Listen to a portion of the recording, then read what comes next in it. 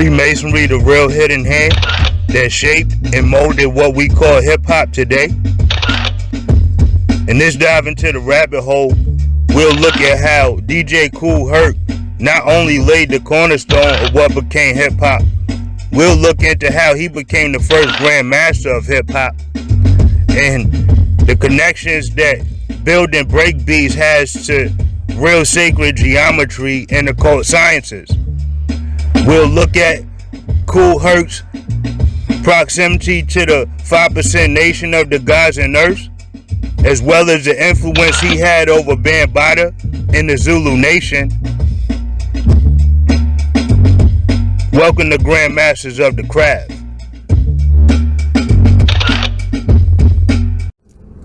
There's a recreation room for the building. You rent the room. That's what we did. So this was a breath of fresh air for us, going somewhere we could hear some music. Turned out to be a success. Herc was one of the first DJs in the Bronx to borrow a technique from Manhattan's downtown discotheques, the use of two turntables. This meant DJs could play music without interruption, mixing from the end of one record straight into the beginning of another. But unlike other DJs, Herc didn't play disco music. Instead, he specialized in the kind of hard-edged funk music that others ignored. Yeah, I remember going to the Herc parties and that started in the community room, and it grew so big that we couldn't fit in the community room anymore. And music was just, it was slamming. I was trying to think about what would be, I guess, synonymous with a Kool Herc party. It would have to be James Brown. Clap your hands, stomp your feet. It wasn't a Kool Herc party without. Have a very party. Exactly.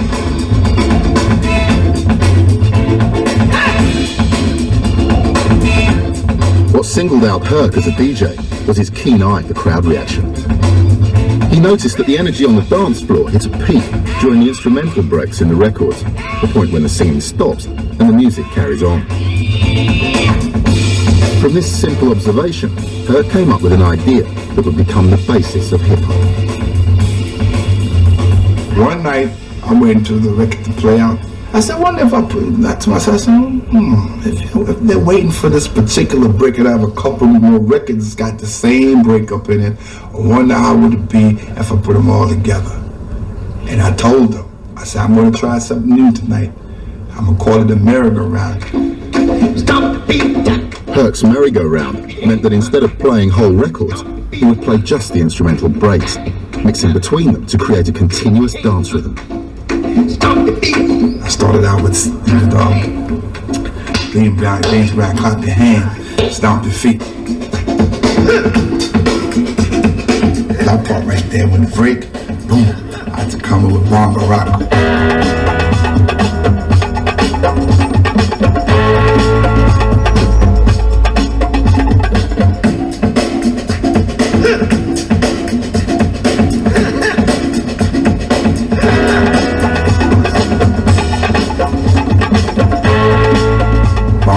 Still go with no vocals in it, and I will go into Baby Yui, the Mexican.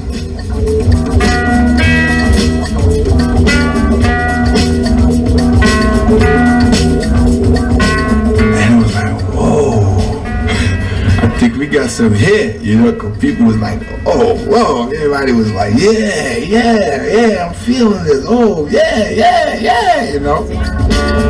The instrumental breaks on the records became known as the breakbeats, and Herc's merry-go-round formula of mixing between them provided the blueprint for a new music.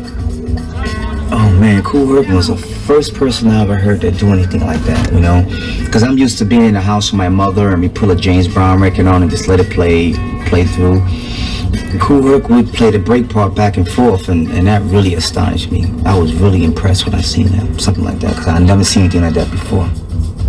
I saw Kool Herc, and I was 14 years old, and that very day when I saw his sound system and how loud it was, and the records that he played would just change the way the party was going, and that's what I wanted to do.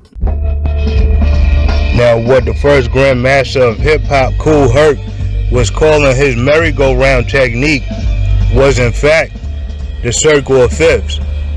And the circle of fifths is the sequence of keys in a scale that trained musicians use.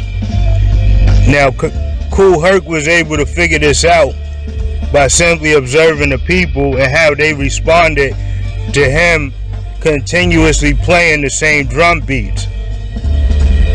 And he managed to do this by having the same record on two different turntables, completing the sequence of 7 keys in a scale. And let's say, for example, he was playing a breakbeat that was in the scale of C. And let's go through the cipher. Let's count to see if it's within the circle of fifths like Kool Herc expected it to. 1, 2, 3, 4, 5, 6, 7. 1, 2, 3, 4, 5, 6, 7. 1, 2, 3, 4, 5, 6, 7. 1, 2, 3, 4, 5, 6, 7. Now keep in mind that 7 is the number that completes the cipher or the cycle, and that makes perfect sense because the 7 is essential in Freemasonry, because the 7 and the G is one and the same. It completes the cycle, and Moorish science made use of the 7 for this very reason. And you also see the 7 being used within the 5% nation of the gods and earths, because they are in fact brothers of the Moorish science Freemasonries.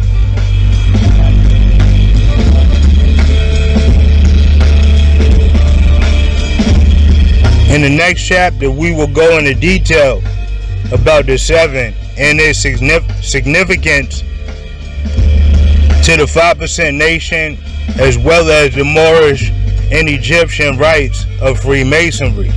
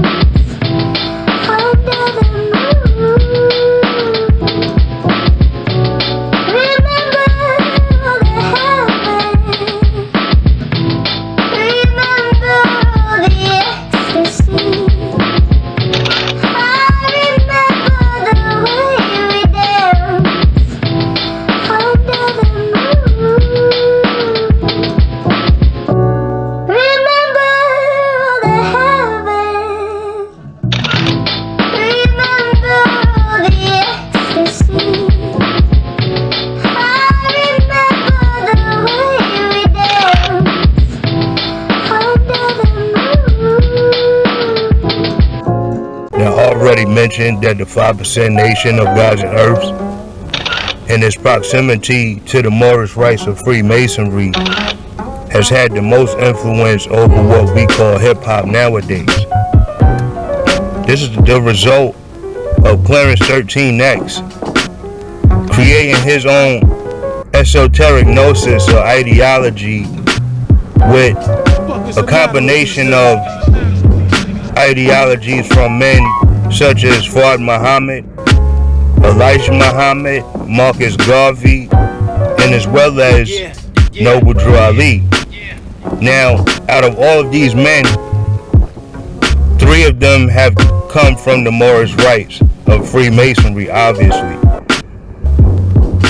Marcus Garvey is the only man who influenced Clarence that was from the ranks of the Prince Hall rites of Masonry. And this is why he has the blue 7 pictured next to him, because Garvey came from the ranks of Prince Hall.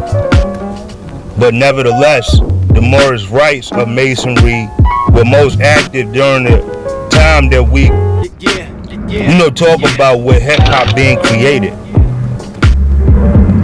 Without a doubt, when Kool Herc was sharing his esoteric gnosis Based on the unifying principle of the seven, Clarence was out in the 5 boroughs of New York City pretty much doing the same thing. He was delivering an esoteric gnosis that we call the supreme mathematics and the supreme alphabets. And within the supreme mathematics, as you can see, I have it pictured here, the 7 represents the creative principle. It represents God.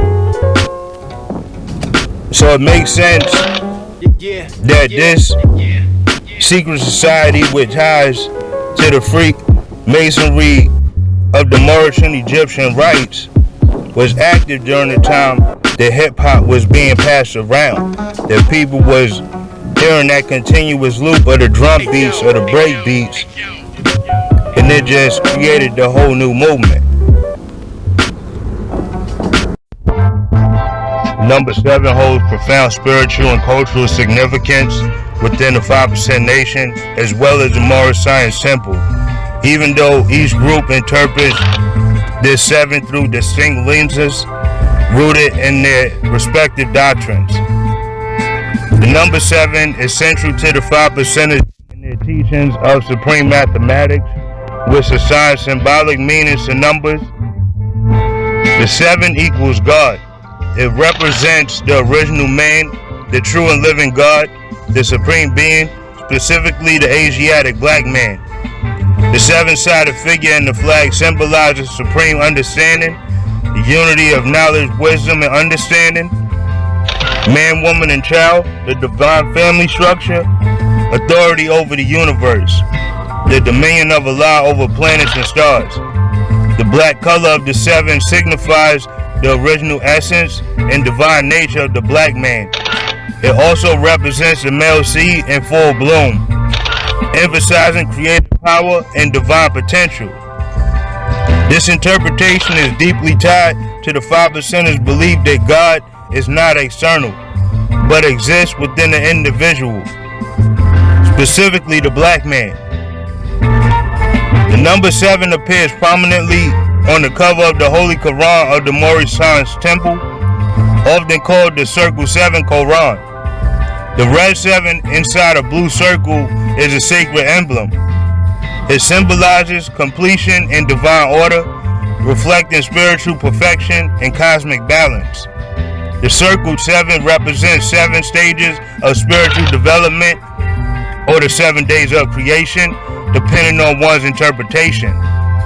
The unity of East and West.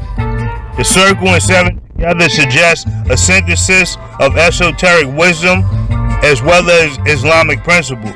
The book itself blends teachings from the Aquarian Gospels of Jesus Christ, Rosicrucian texts, and Noble Drew Ali's own specific writings. This is a revolution shooter.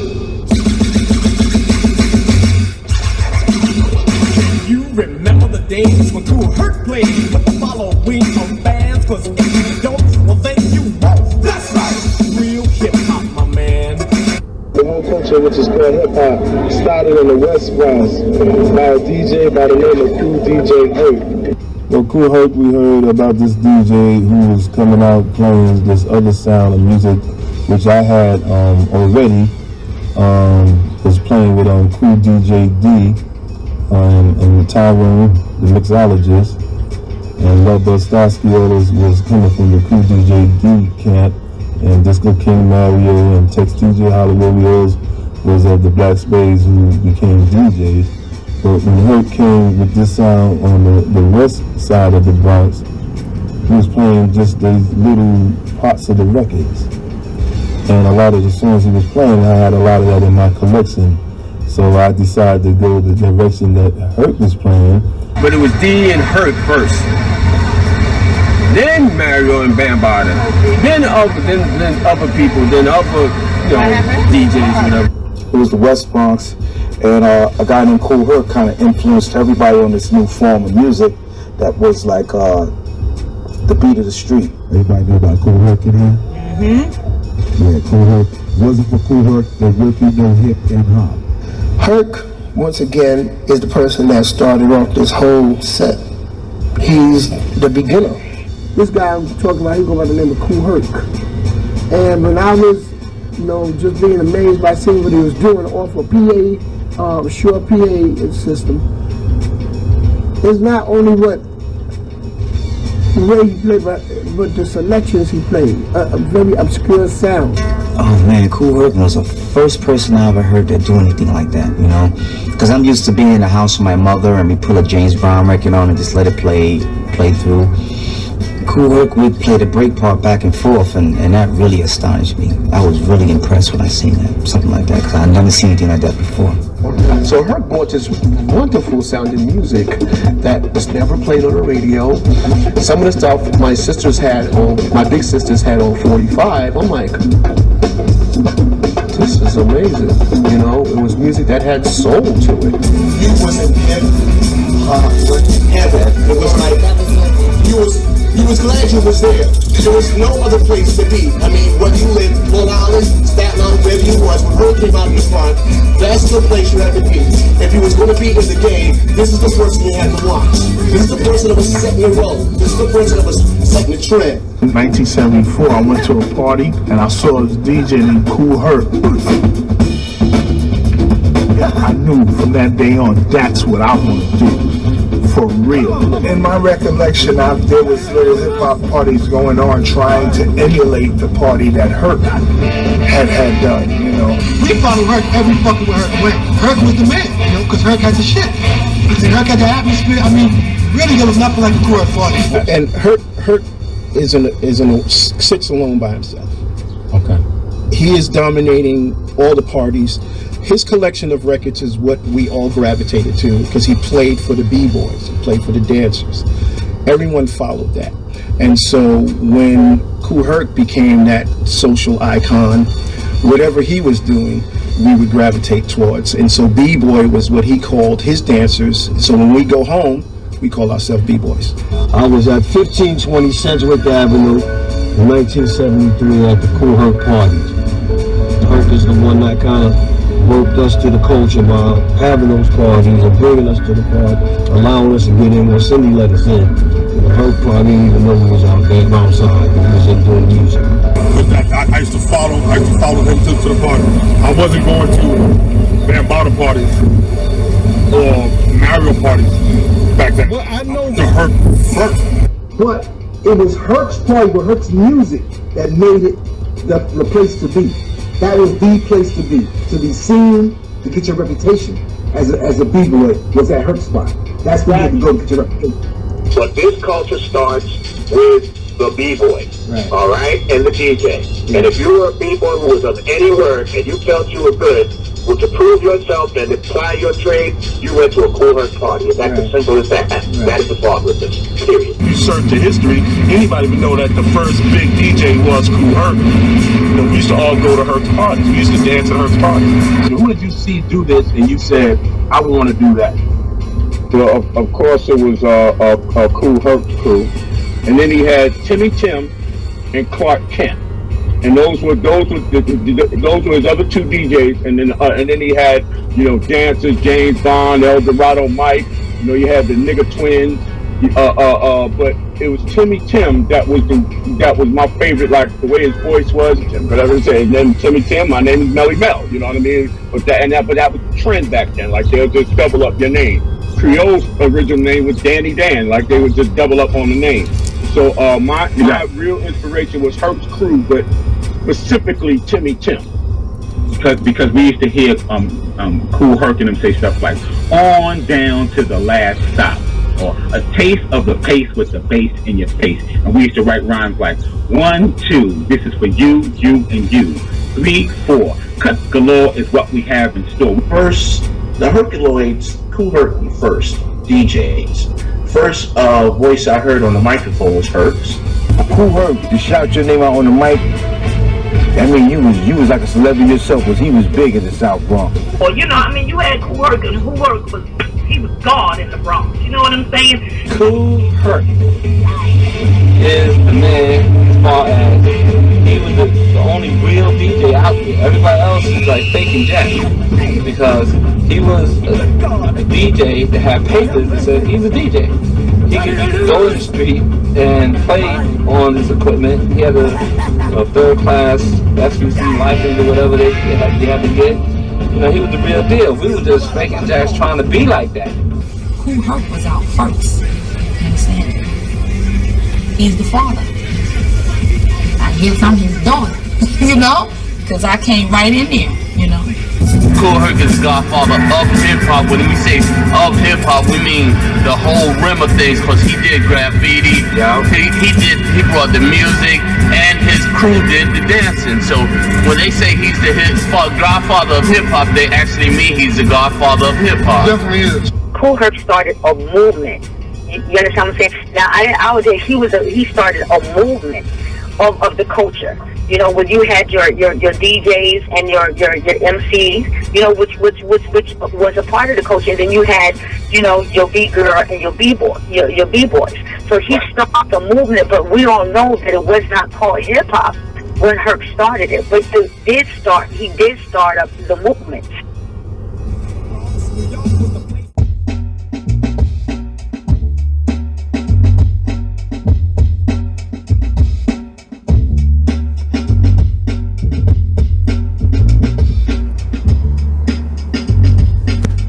Now in this next chapter, we're going to look at another brother who is deemed a founding father of hip-hop by the name of Afrika Bambaataa.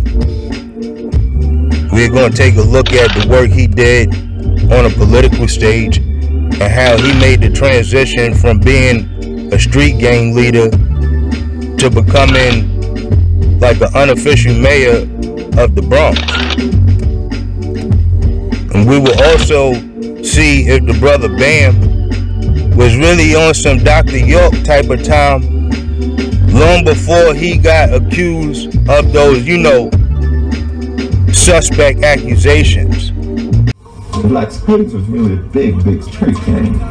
And Afrika Bambaataa was like, okay, we need to take this energy that we have, this negative energy of us fighting each other, we out here stabbing each other, beating each other down for turf. We need to take this energy that we have and channel it in a positive way. You gotta understand, you really have to understand that the Zulu Nation had originally been the Black Spades. They were the biggest, most feared gang in the Bronx. I mean, they'd wear these denim jackets with the cut-off sleeves and fur around the collars and Black Spades written across the back. And this was before gangs had a lot of guns, so it was all about getting beat down with D's and with sticks and with knives. I mean, it was brutal.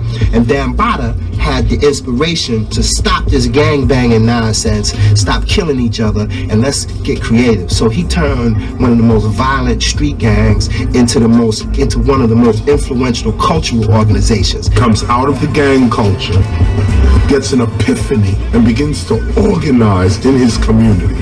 Afrika Bambaataa did an unbelievable job with, you know, getting all the youth and the gangs together to try to not be violent, to do it through music. My honest opinion is that I think you should have got a Nobel Peace Prize, Bam. You know, because I mean, you've done something that the president, the politicians, the borough president, the senators, the police commissioner couldn't do. You stopped the gang violence in New York City, period.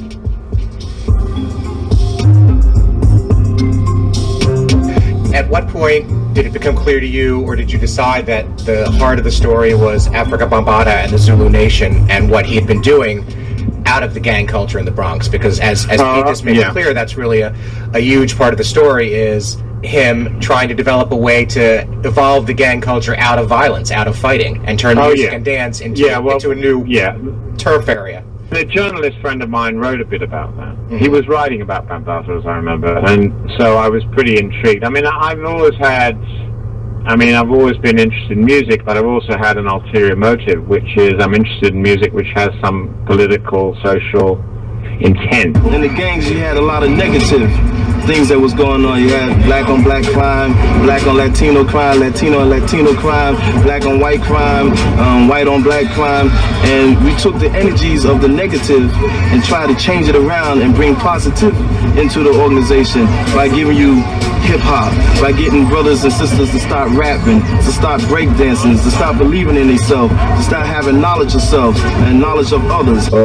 When it first started out from a bunch of different street gangs that we organized, which started from Black Spades, Savage Nomads, the Savage Skulls, the Seven Immortals, and we tried to turn it from something that might have been a little negative to something positive.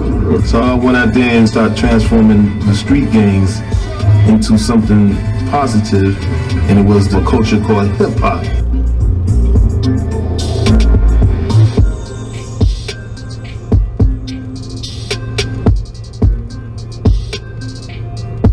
And I heard what KRS said, and I'm going by what is in that tape, because I heard it. Right. This man told all the gangs to put all the gangs in New York City to put their bullshit. Didn't happen. The gangs faded out because we were youth gangs. And the gangs really died out. I can speak on the stage. Died out maybe because we just got older. You know, brothers were having babies, they're getting jobs. You know, some got into other, you know, entrepreneurial ventures, for a nice way to put it. You know what I mean? People went for service, you know, and they went about the business of growing out of adolescence. At the time when the music came, the spades were fading out. They were fading out. That means there were still spades, but the original spades was fading out. Because in Pathmark, we went to Pathmark, and Pathmark gave us all jobs. Basically, the gang thing was fading out at the beginning of you know, the hip hop renaissance. I'll say, you know what I mean. The gangs pretty much folded up, you know what I mean, and began hip hop. Up in the South Bronx. Remember, I'm coming out of Brooklyn, so at the time there was a lot of gang activity, but it was dying out. You know what I mean? So when I got there, I heard about the gangs, but I didn't see any. You know what I mean? Everything kind of had dissipated at that point. You had the black spades, plus the savage skull.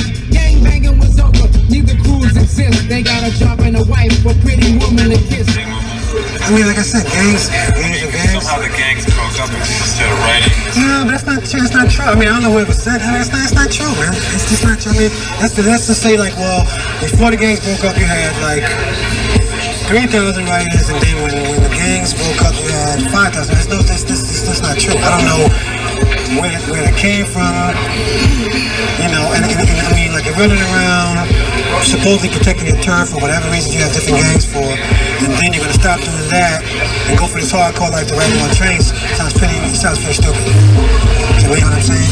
But I just think, like, when they started interviewing certain people, and everybody started focusing on gangs, people thought, like, if you were a writer, gangs were a major part of your life. That's just total bullshit. It just depends on where you live at. Yeah, you know, but we practically did that ourselves because too many guys focus on the gangs. Now, for instance, Bambaataa came up in the area. Bambaataa was like one of the damn presidents of the Black Spades, and I think people took Bam's story and made it.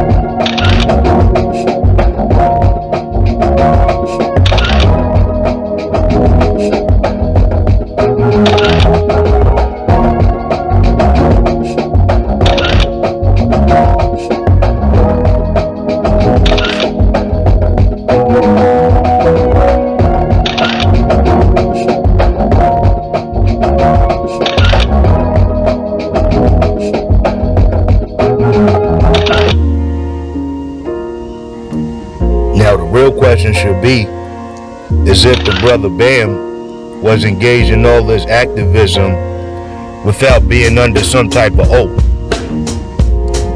And what I mean by this is that whether a person is a political activist or not, very rarely can they achieve this type of influence without being some type of oath taker.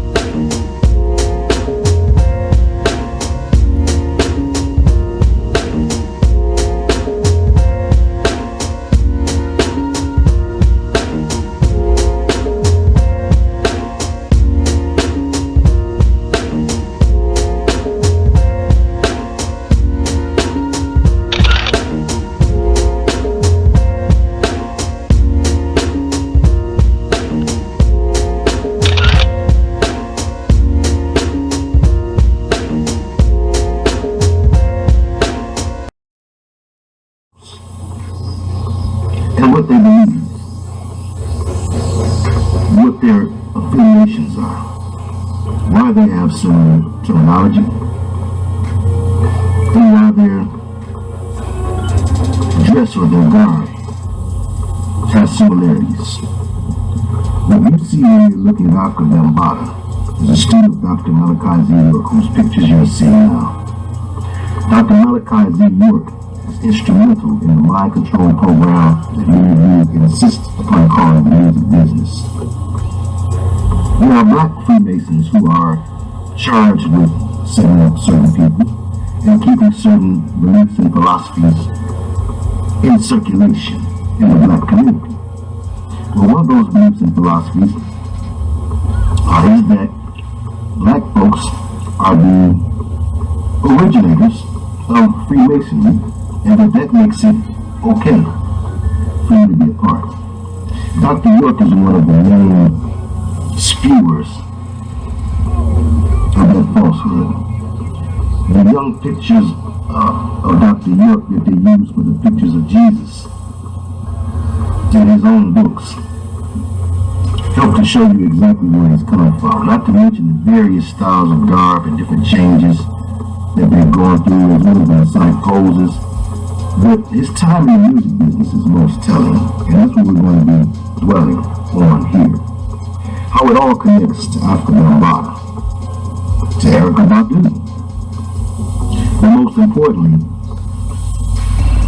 this mothership deception that a lot of you are being pulled into, especially in the era of Black Lives Matters, which is going to be the agent or the catalyst used to be the serpent and the serpent and rainbow connection to take everybody in a new direction with a new type of beauty that can be easily pushed upon the people who feel downtrodden and oppressed. And then you have these Masonic leaders put out front to tell you that part of the reason that you've been so oppressed is because you've been holding on to this white man's religion or this false religion. And they will point you to people like Dr. York, who will play off of your pride and slowly lead you inside of a mothership that's going to be on some other ship. Believe me. And you will understand after you watch this video the connection between Egyptian African theology, astrotheology, masonry, and witchcraft. They turn on their own. Dr. York ended up getting 135 years. He went down on 72 counts of dealing with children in ways that he should not. And there's controversy. Some of the allegations went deeper than what he actually got charged for. Erykah Badu did the tribute for the Billboard Hip Hop Honors for Afrika Bambaataa. And you can connect all of these folks, George Clinton, Afrika Bambaataa, Erykah Badu, to Dr. Malachi Z. York, who was out teaching and putting out the philosophies of really of black quality. Okay, black supremacy tied in heritage. You put the word heritage on black folks' hair products or anything. Okay, on can of greens, put heritage on, and that's supposed to appeal to the lost heritage. In fact, we have no true history or culture to identify with over here in this Babylon, and so they give you a master culture. A blend of many of the different beliefs from ancient Babylon, Sumeria, Egypt, and it turns our brothers and sisters into witches and warlocks by default, bringing them into the Egyptian magic system that they scarcely understand, teaching them things that they cannot grasp, having lived so long in this land, and things that will inadvertently turn them not just from the God of their forefathers and their ancestors, their grandmothers and their grandfathers, but to turn them all the way back to where the Psalms 22 first kings of the earth first got received in ministry. And that's the way of the black man. And there's no way that you can be as influential as a father of a culture without you having their approval, and even more so without you having a lot of knowledge and understanding of how to get ahead in this system. And that knowledge and understanding is based in Egyptian witchcraft. Peace and blessings. This is Afrika Bambaataa of the Universal Zulu Nation, in great support of the master teacher, Dr. Malachi Z. York. We are here to talk about our brother who needs to be freed from jail, that everybody needs to get the facts right, to get out there and seek the truth, the factology to what happened in this case, to bring it before the public, to bring it before the people, to get a right overstanding on the case of Dr. Malachi Z. York. My brother here, Brother King Malik from the Zulus of Atlanta, Georgia, has something to say also. I'd like to let you know that we're definitely here to support you, and that we would like to bring it to all of the leaders, all of the representatives, and the heads of council, and everything else of all the different counties of the case, what's happening, what's going on, the information that's being suppressed, the evidence that's being suppressed, and we think that it's definitely an urgent case for everybody to be involved. This is definitely a case that needs to be open, for all the public to see, for all the public to view, for all the public to get an understanding, so we can get the right knowledge, the right wisdom, and the right understanding of what has happened to our brother Dr. Malachi Z. York. And if this can happen to him, just imagine what can happen to you. Please.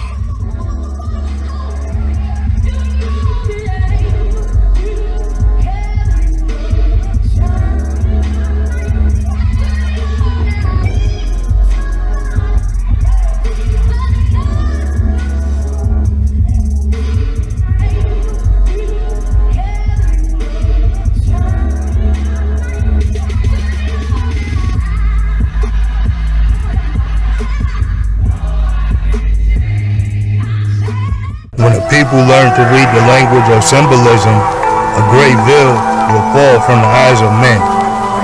Manly P. Hall. Hey yo, I blow cheap with stroke beavers. My son is a pharaoh. My daughter's a queen like Latifah. My mother is the goddess. My father is Amun-Ra. He had a vision, see me blunted in a phantom car. Born to understanding God. Only the mind knew I was planning art. Came home and started scanning charts. Before I was square standing and suited up, I would flare cannons, counting stacks. I was nowhere famine, harness welfare scamming. Up in Scarlet, robbing them barehanded. Though an artist, the hardest man planned it. No more debauchery, kings doing their rounds with me. High on the balcony, the bathroom just blew a pound with me. Omniscient, omnipresent, omnipotent. Any title of an ill nigga, I own it. You blaspheme the count of Monte Crystal, brandishing pistols. But I escaped in a wraith, blinding your faith.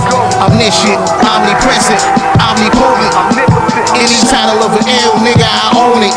You blaspheme the count of Monte Crystal, brandishing brandishing pistols. But I escaped in a wraith, blinding your faith. Rhymes is pre-written in an unseen dimension. I tap in while I'm rapping. I add and mention in this school of life, music's my major. My pen is a razor when I write. My words keloid scar the paper. An artist in the league of my own. There's no fatigue when I zone. The microphone gave me my seat on the throne. Nowadays niggas think niggas is nice, they just the best of the worst. God in the flesh, I start to bless when I curse. My tech is a verse. Fuck a sword, my pen is mightier. If I die right now, my words forever will live inside of you. Whether it be or not, this heat I got is equal to the sun when it's noon. I shall resume, bury a gun in my tomb. Chaotic, omniscient, omnipresent, omnipotent.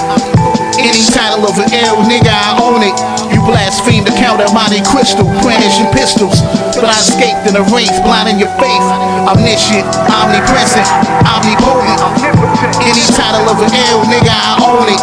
You blaspheme the count of mighty crystal, brandishing pistols. But I escaped in a wraith, blinding your faith. I drop jewels faster than your eyes blink, no hijinks. I plan to be around longer than the Sphinx. I link back to Egyptian thugs who used to stand on the corners of pyramids getting rich from drugs.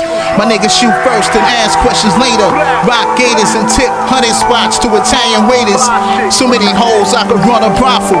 Hip-hop apostle, responsible for your white nostrils. When I spits the gospel, the black pope. Paid cause my quotes be the shit I float. Why you sink like the Titanic? This rhyme manic. Depressing loves a good gunfight, so nigga act aggressive. Those who think it can't happen get surprised.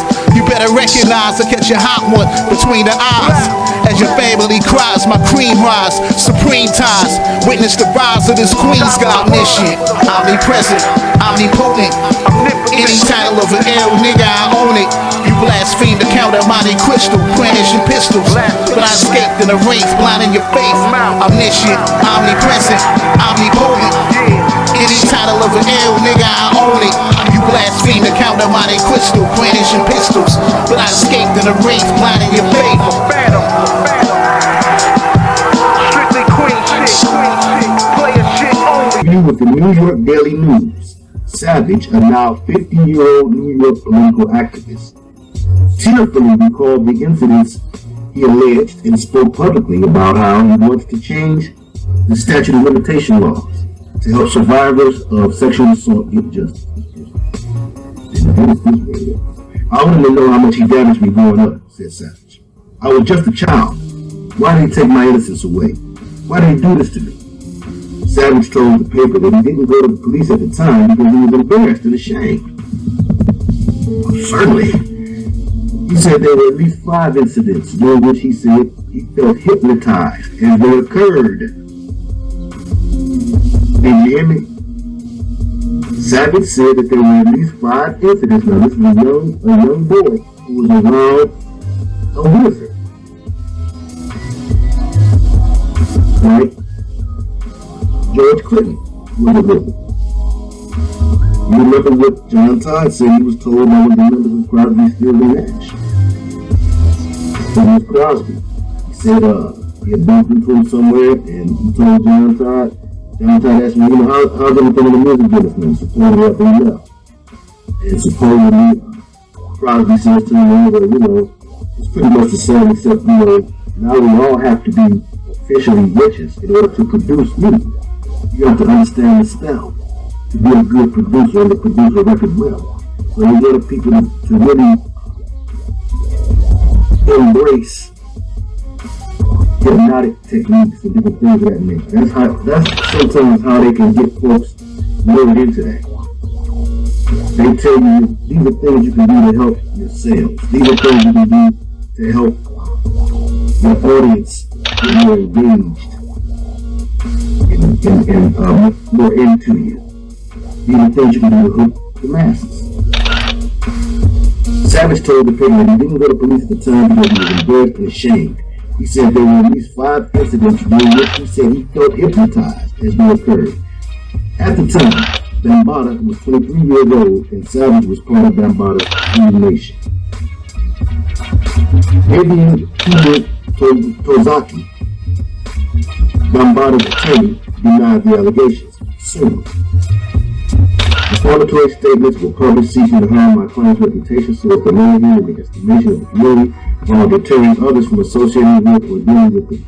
She told the Daily News, referring to Savage's self-published book, Impulse, Urges, and Fantasies.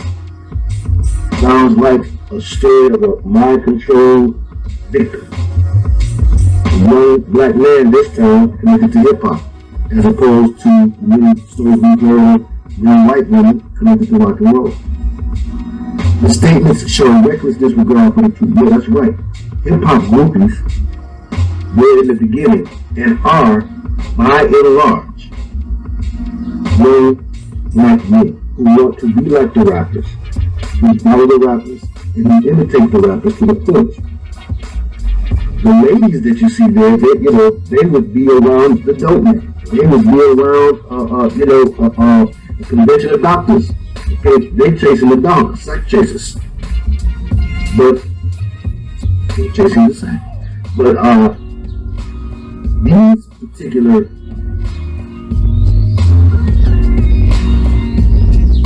movies that you find in hip hop, and Ice Cube spoke on them on Get Off My and Tell You to Come Here. Okay, on his I think that was on the Jack of the Beats. What was on America's Most, I forget. But anyway, this is a well-known thing. Okay, you go to a rap concert, a lot of times, a lot of ladies won't go, depending on who it is. Okay, but the fellas gonna show. So hip-hop was a music that had a spell that was aimed at and geared toward young black men. Okay, so Savage has self-published a book called Impulse, Urges, and Fantasies, we're told. The statements show a reckless disregard for the truth were published without knowledge of their falsity and are being made by a lesser-known person seeking publicity. Savage told the newspaper his life goal is to now change the statute of limitations regarding sexual assault allegations, and he said he hopes that by finally speaking out, he'll give others the courage to do so as well. I promised myself before I die I'm going to let the world know what happened to me. He told the news they need to get rid of the statute of limitations. How can anyone who has not been a victim say when somebody is ready to speak about this? So the video contains graphic detail of the alleged sexual assault that Savage says he suffered.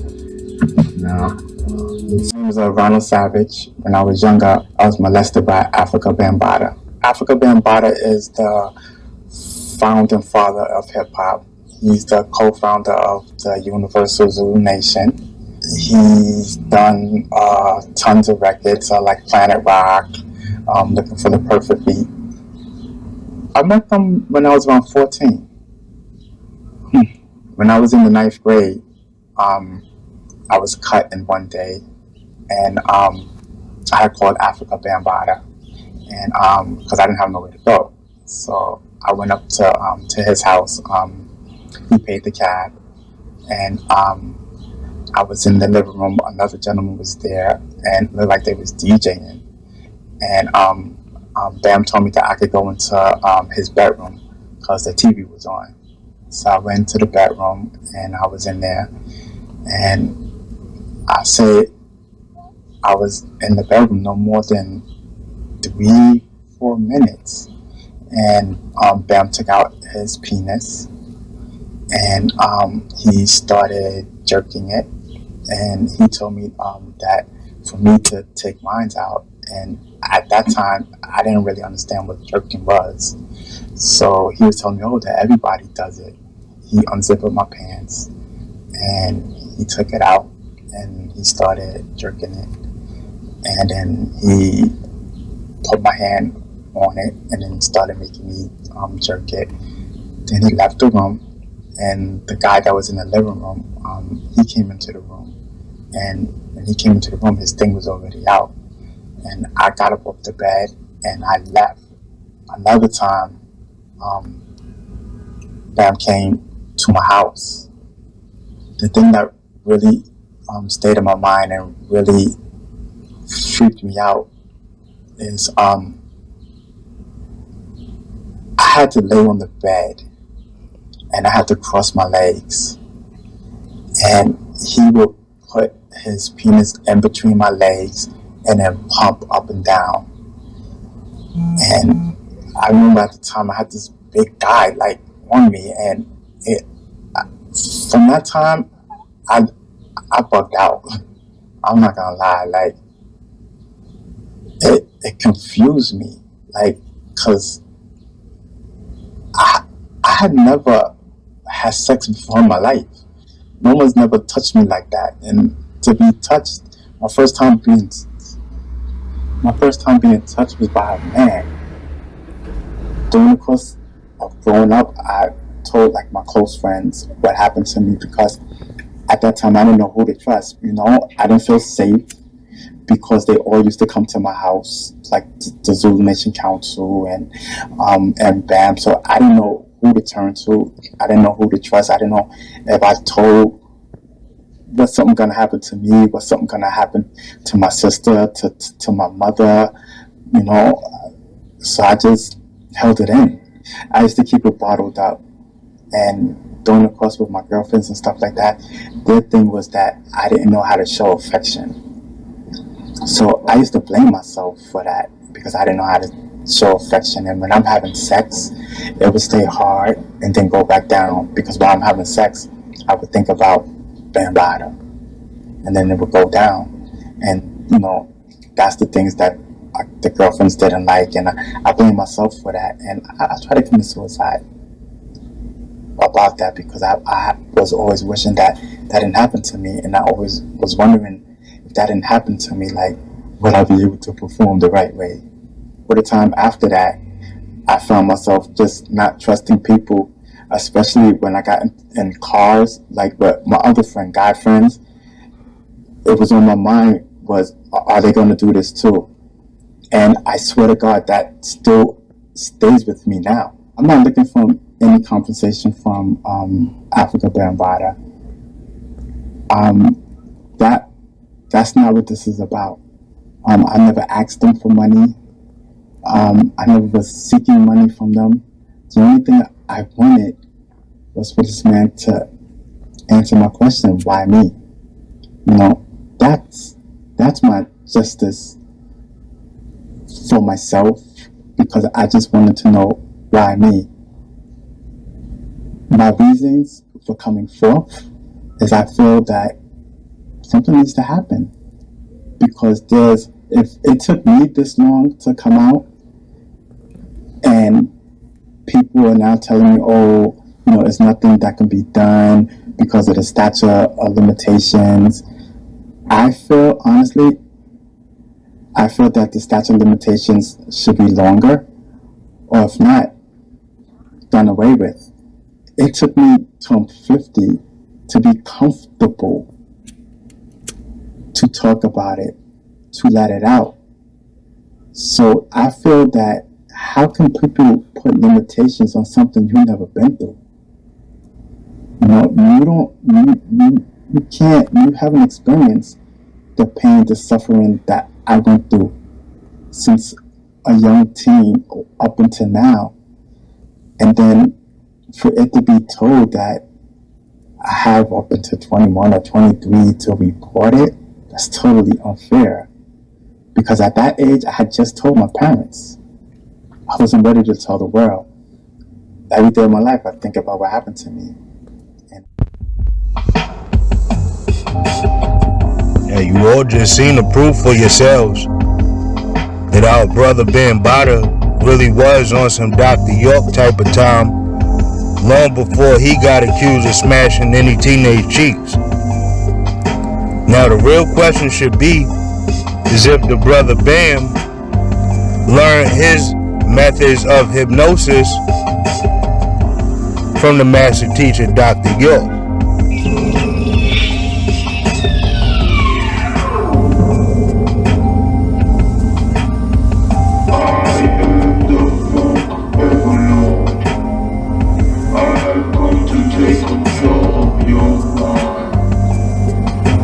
Controls the past, controls the